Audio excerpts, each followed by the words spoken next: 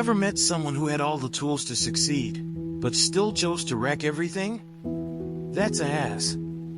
His story isn't just a chapter in 2 Kings 16, it's a masterclass in what not to do when you're under pressure. Most people think compromise happens in one big decision. Nope. It's the small choices, the subtle shifts, like replacing truth with trend, or trading faith for influence, that slowly hollow us out.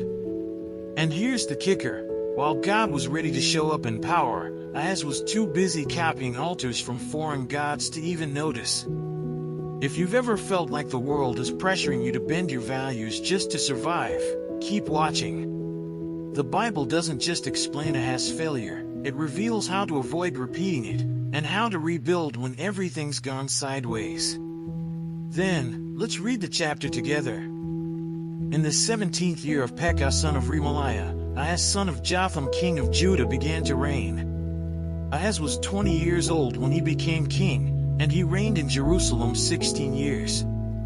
Unlike David his father, he did not do what was right in the eyes of the Lord his God. He followed the ways of the kings of Israel and even sacrificed his son in the fire, engaging in the detestable practices of the nations the Lord had driven out before the Israelites. He offered sacrifices and burned incense at the high places, on the hilltops and under every spreading tree.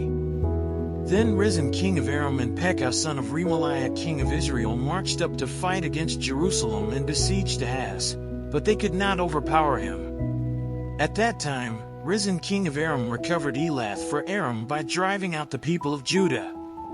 Edomites then moved into Elath and have lived there to this day. Ahaz sent messengers to say to Tiglath-Pileser king of Assyria, I am your servant and vassal. Come up and save me out of the hand of the king of Aram and of the king of Israel, who are attacking me.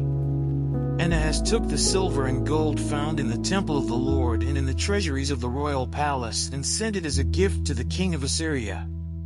The king of Assyria complied by attacking Damascus and capturing it. He deported its inhabitants to Kir and put Rezin to death. Then King Ahaz went to Damascus to meet Tiglath-Pileser king of Assyria. He saw an altar in Damascus and sent to Uriah the priest a sketch of the altar, with detailed plans for its construction. So Uriah the priest built an altar in accordance with all the plans that King Ahaz had sent from Damascus and finished it before King Ahaz returned. When the king came back from Damascus and saw the altar, he approached it and presented offerings on it.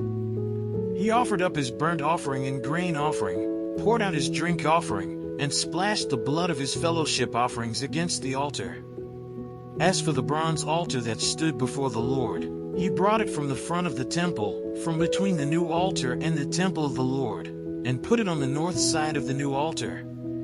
King Ahaz then gave these orders to Uriah the priest, on the large new altar, offer the morning burnt offering and the evening grain offering, the king's burnt offering and his grain offering, and the burnt offering of all the people of the land, and their grain offering and their drink offering. Splash against this altar the blood of all the burnt offerings and sacrifices.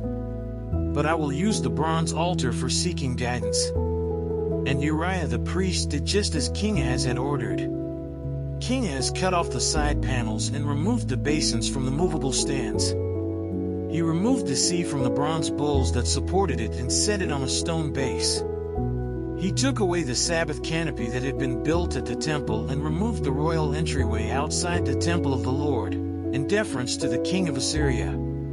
As for the other events of the reign of Ahaz, and what he did, are they not written in the book of the annals of the kings of Judah?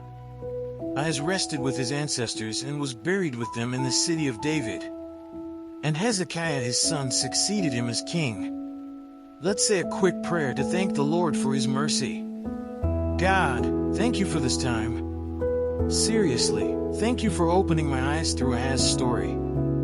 Sometimes I don't even realize how easy it is to drift, to lean on everything but you.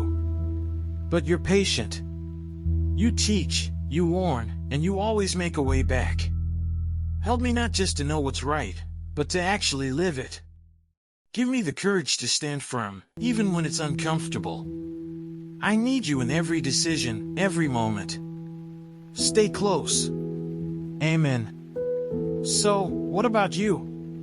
When the pressure's on, are you more like Ahaz, looking sideways for solutions, or like Hezekiah, standing firm and reading the word to find your next move?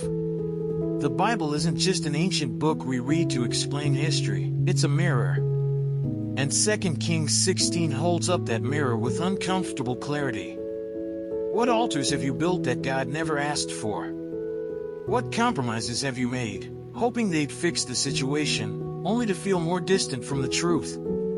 Here's the challenge. Don't just nod and move on. Take inventory. Rebuild. Start with simple things. Read the book of Isaiah, study the reign of Hezekiah, or pray boldly for the courage to stand when others bow. What would happen if you stopped mimicking the world's systems and started aligning your heart with God's blueprint? Let's talk in the comments. What did this story stir in you? And hey, don't forget to subscribe and hit the notification bell, because there's a whole lot more the Bible is waiting to explain, and you don't want to miss it. And, as always, don't forget to check the last video and learn more about the scriptures.